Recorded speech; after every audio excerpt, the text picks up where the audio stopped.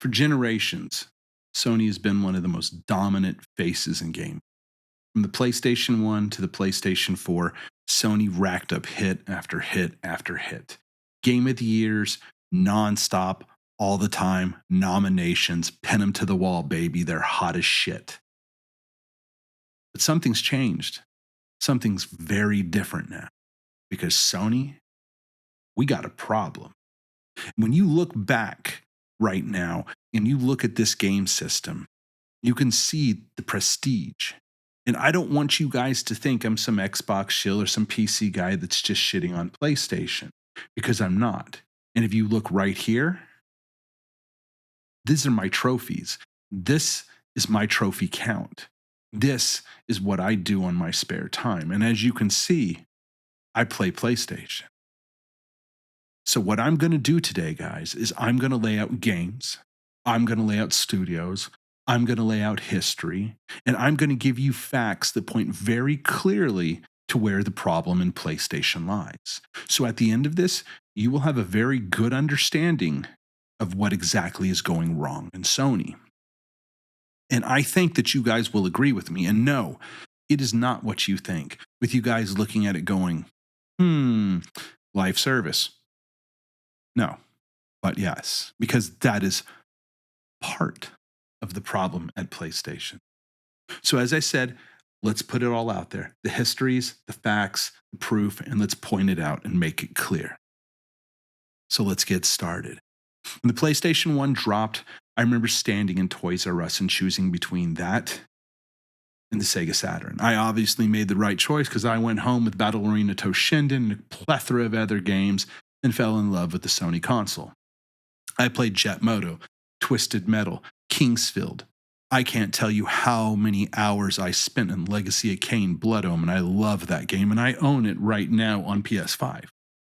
But the hits they came with, Crash Bandicoot, Spyro, Final Fantasy 7, 8, 9, Metal Gear, GT 1 and 2, Castlevania, Symphony of the Night, Siphon Filter, Vagrant Story, Ape Escape, Parappa the Rapper, Tekken 1, 2, and 3, it delivered. And the funny thing is, this was originally supposed to be the next Nintendo. This Sony PlayStation 1 should have never existed. And if Nintendo had actually bought this console, it never would have. But they declined it. And we got those amazing games because of it. And then Sony making so much money hand over fist, making money on games like Warhawk. They went into the PS2 era on fire. This thing was hot. You couldn't get your hands on one. Lines around the block for miles. It seemed like everybody wanted one because it was the same price as a DVD player. And this baby played games, and man, they were good. God of War 1 and 2, Shadow of the Colossus, Ico, Jack and Dexter, Ratchet and Clank, Sly Cooper, Final Fantasy X, Metal Gear 2, Sons of Liberty and Snake Eater, GT 3 and 4, Kingdom Hearts 1 and 2. Man, it just got better and better, because then you get Grand Theft Auto 3, Vice City, San Andreas, and Dark Cloud 1 and 2. It is the number one selling console of all time. Nobody has been able to dethrone it. The PlayStation 3 launched with the Cell processor. Yes, there was a lot of issues. Yes, coding for it was a nightmare. And yes, in a process from the technical standpoint, it was a nightmare too. But the games weren't, because there was The Last of Us, Uncharted, God of War Ascension and 3, Metal Gear Solid 4, Guns of the Patriot, Demon's Souls, Little Big Planet 1, 2, and 3, Killzone 2 and 3, the entire Resistance series, and two of my favorite games of all time, Infamous 1 and 2, Heavy Rain, Journey. It was a powerhouse system that led the way into the PS4. I remember that 2013 E3. I remember watching that live as Sony just did body blow to body blow on Xbox over and over, from game trading, from the availability, the disk drive, everything about it just smacked. And so did the damn games, because we got Bloodborne.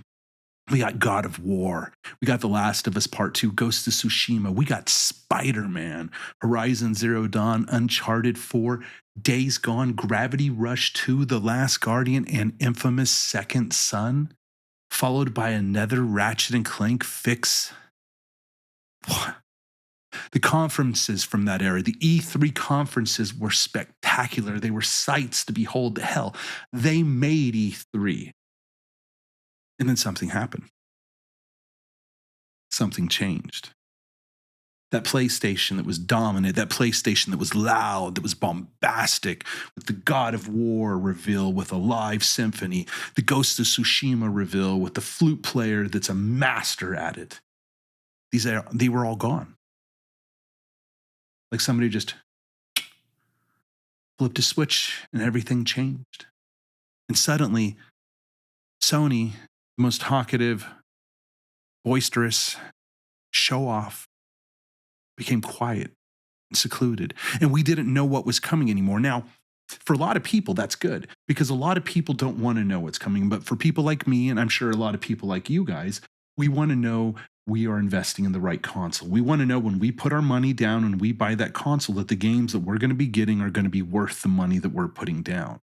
Because if they're not, we're going to go get the other box. We're going to go get a computer. That's what we do. It's an investment in our time, our resources, and our money. So seeing those trailers so far out was always something that I look forward to because it's like, okay, cool. This is down the line. I know what's coming. This is great. I can't wait. But now we have no clue. I mean, honestly, people, we have none at all. If we go through right now and we look at some of the sites that these games are supposed to be filled with, they're not. And as we go through here, we can see exactly what all these studios are supposed to be working on. So Sony with their plethora of studios, Sony with their plethora of games, we have Naughty Dog. Well, Naughty Dog is working, of course, on right there, Intergalactic. We know that. We have Insomniac. Insomniac is working on Spider-Man, and they're working on Venom, and they're working on Wolverine. They are the Marvel studio. Then we come over here, and we have, of course, God of War, which is Santa Monica. We know that.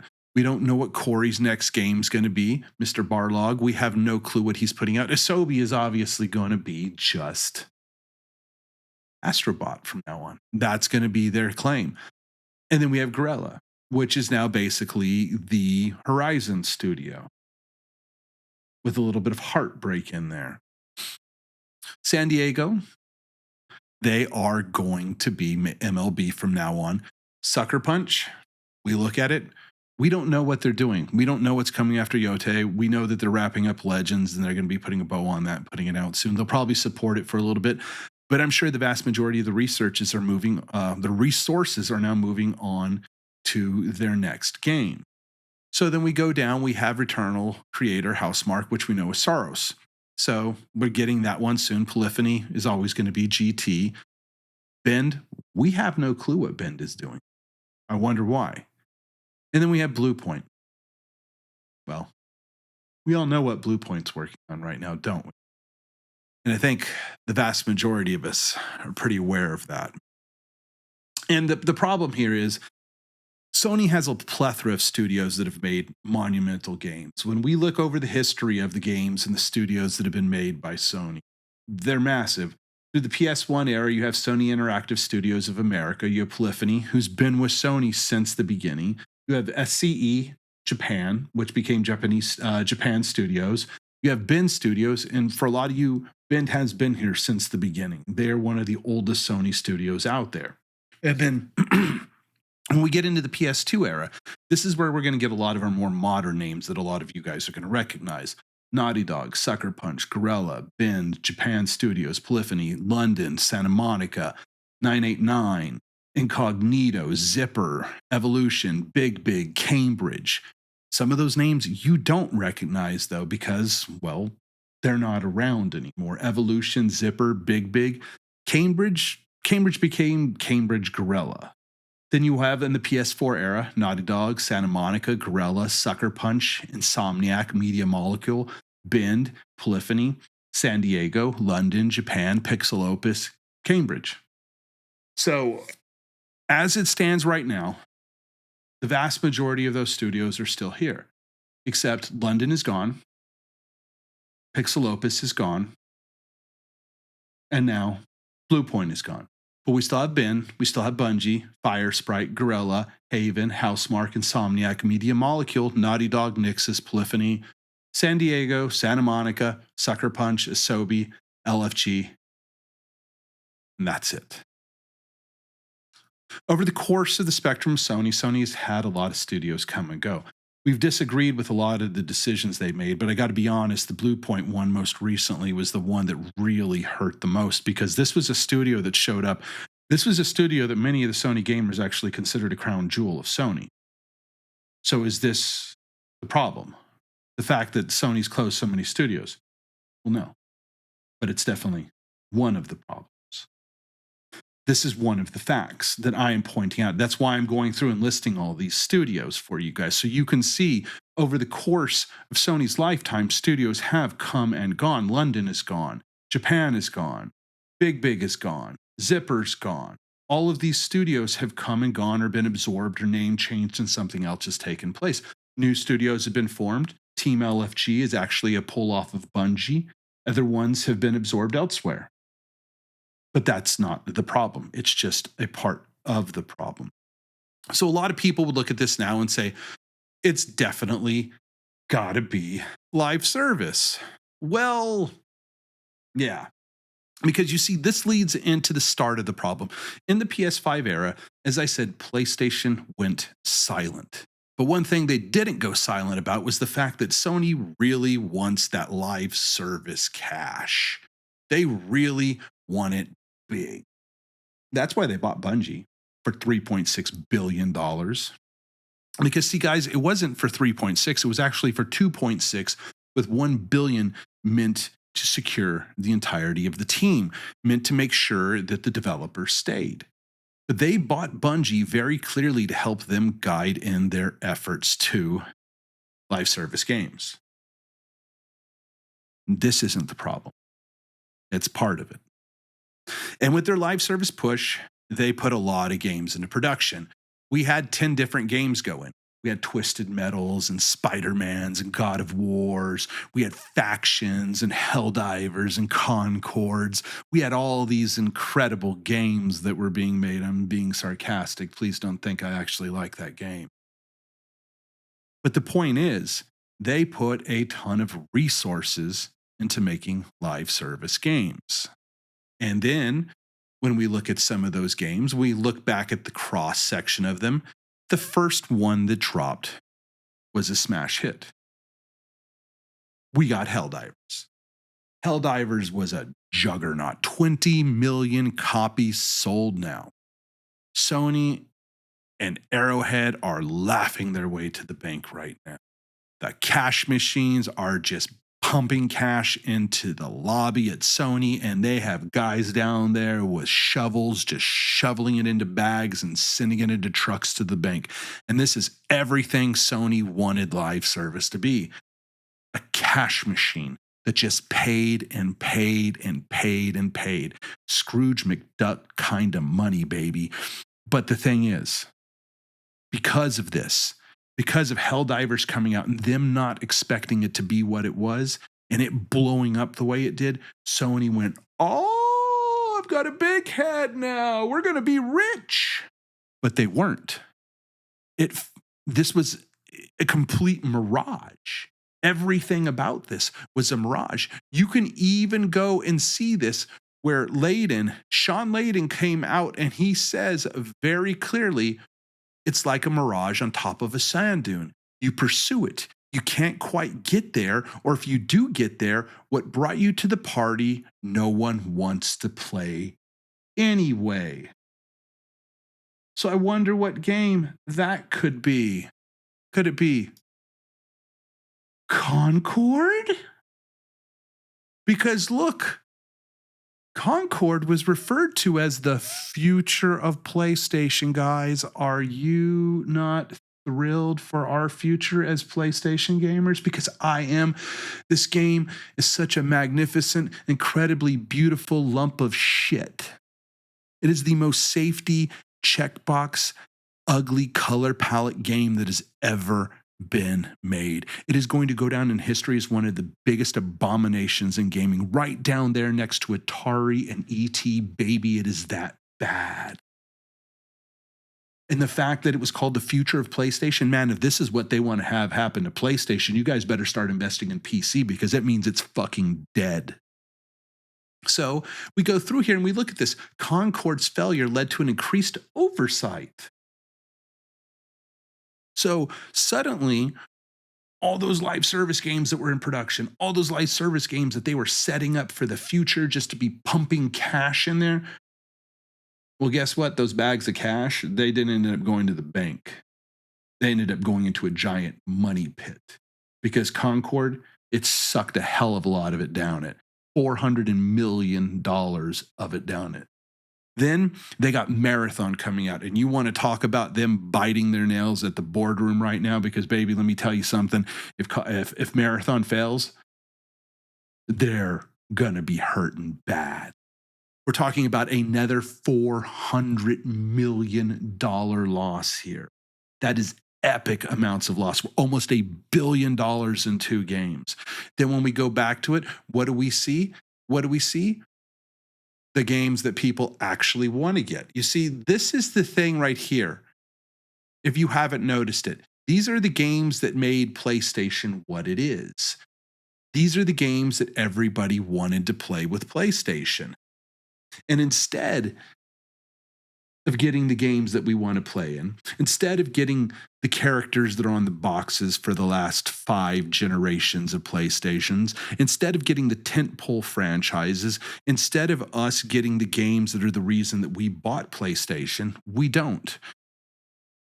We get Concords, we get Marathons, and now we get Horizon, Hunter's Gathering. A game that has now pushed Horizon 3 back 4 or 5 years.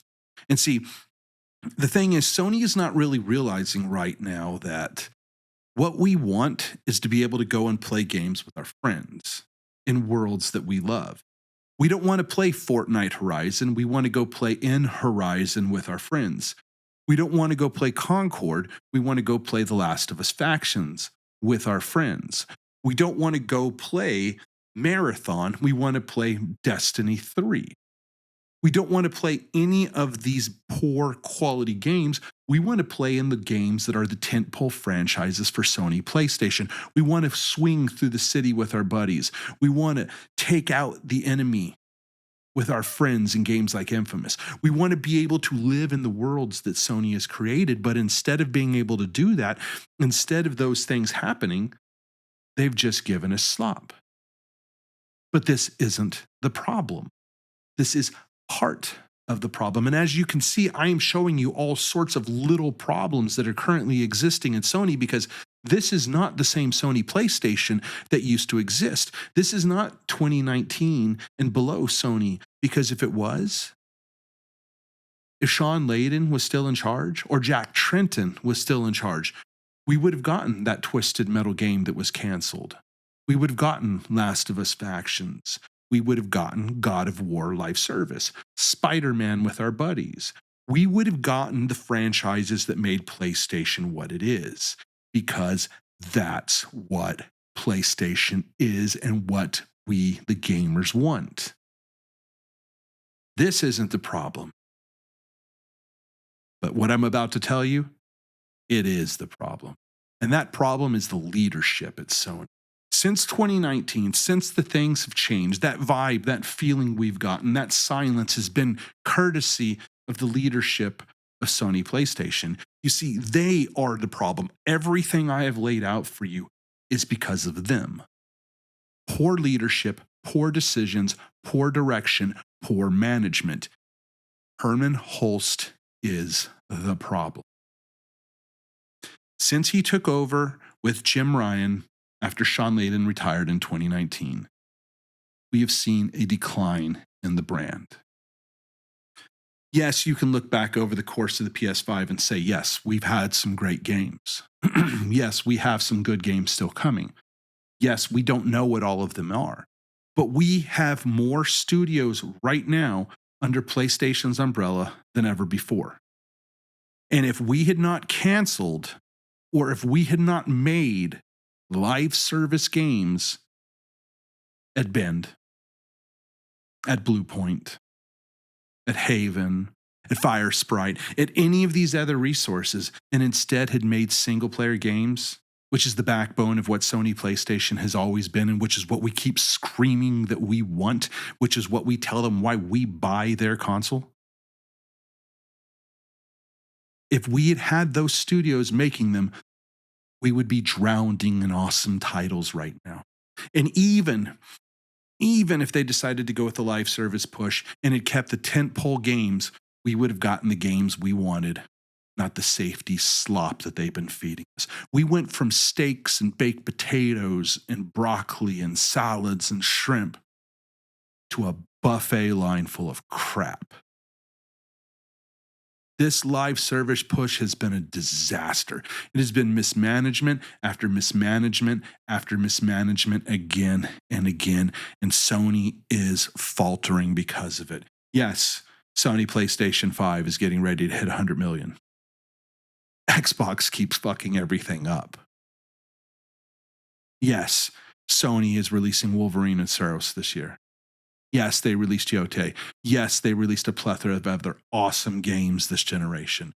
But think of how many more they could have released if we had followed the path, if they had followed the characters on the damn box.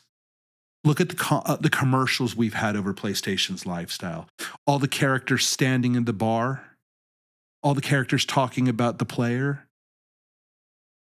None of them are represented anymore. They've all been replaced. They've all been shuffled to the side. We get slop like Concord and cutesy Fortnite variants of Aloy. We get knockoffs of DayZ, and we should have had so many other different games, but we keep pushing them aside. Well, we don't. Herman does. Herman is the person that claimed that Concord is the future of PlayStation. Herman is the one that canceled all of those games. Herman is the one that closed Blue Point. Hello, everyone. I wanted to share an important update from studio business. As I mentioned in the December town hall, 2025 has had some strong highlights within PlayStation Studios. Yote launched a critical and commercial success. Death Stranding 2 on the Beach showcased our commitment. Helldivers 2 and MLB continue to drive player base and engagement revenue. At the same time, we're operating in an increasingly challenging industry environment, rising development costs, slowed industry growth. To navigate this reality, we need to continue adapting and evolving. And we've taken a close look at our business to ensure we're delivering today will still be positioned for the future. And as a result of that, we're going to close an award-winning studio so we can keep pumping out crap like Horizon Hunters Gathering for you, because we know how much you love this shit. The decision was not made lightly, but we're going to make sure that instead of canceling my baby project, Horizon, we're going to cancel an award-winning studio that made Demon Souls and the Shadows of the Colossus remake. Because that's what really matters at Sony, petting my ego with my bad decision-making. Because let's be honest, people, when Hunter's Gathering fails, they need to hang this medal on Herman Holst's neck and fire his ass. Because every bad step over this generation, every bit and piece of the vibe of this has been because of him.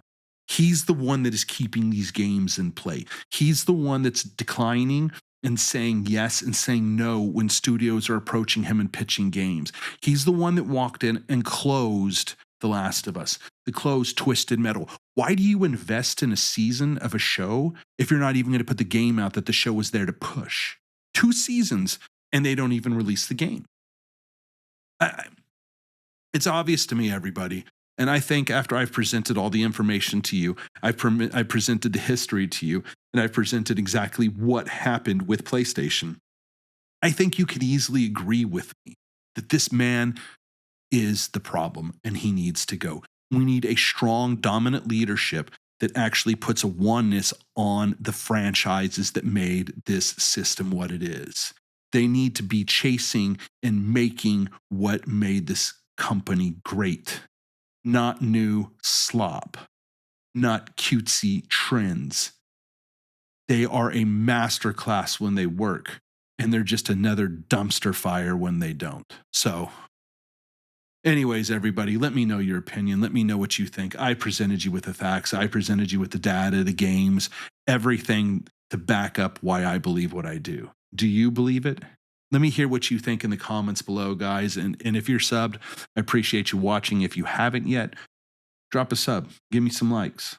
I promise I'll keep making awesome content just for you guys because I'm here for us, guys. I'm here for the gamers. I'm here for the people that actually work hard, bust their ass so they can come home and relax with a controller on their hand and tune out from the world for a while. So, guys, I hope wherever this video finds you, wherever in time you are when it does, I hope you have a most amazing time and a most amazing day. And I hope you're playing something awesome, watching something awesome, and I hope your life is going awesome. So, until the next time we talk, guys, be excellent to one another. Later.